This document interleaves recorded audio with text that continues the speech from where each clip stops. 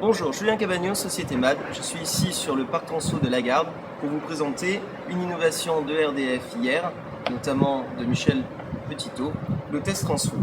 Cette innovation a été validée par le CTE de Dijon, qui nous a suivis tout au long de l'élaboration du cahier des charges et du développement, et notamment c'est Jean-Louis Charlet qui s'occupait de ce produit.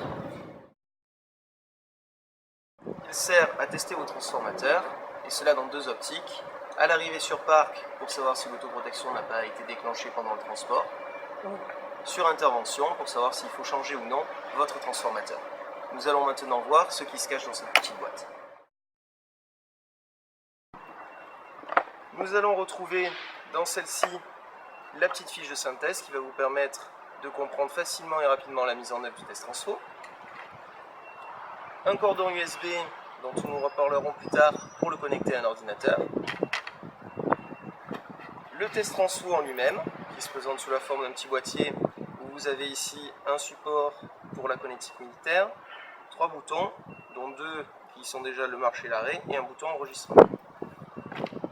Ensuite, un cordon avec deux côtés, un côté BT et un côté HT pour connecter le test transfo au transformateur.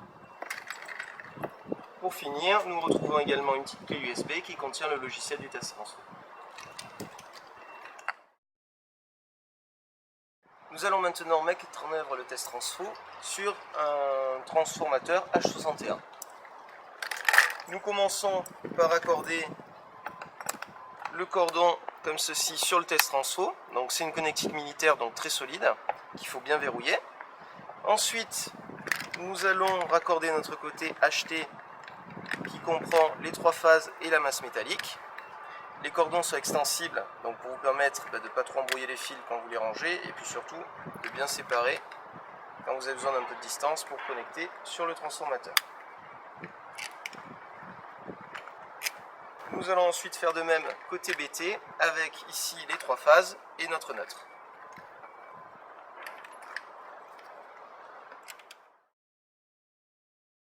Nous allons maintenant mettre en œuvre le test transfo sur un transformateur de type cabine.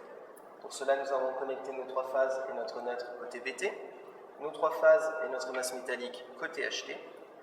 Sur le côté HT, nous nous sommes aidés des petits clous fournis avec, afin de réaliser un contact dans les bornes embranchables de votre transformateur. Le test transfo est alimenté par 2 piles 9 volts.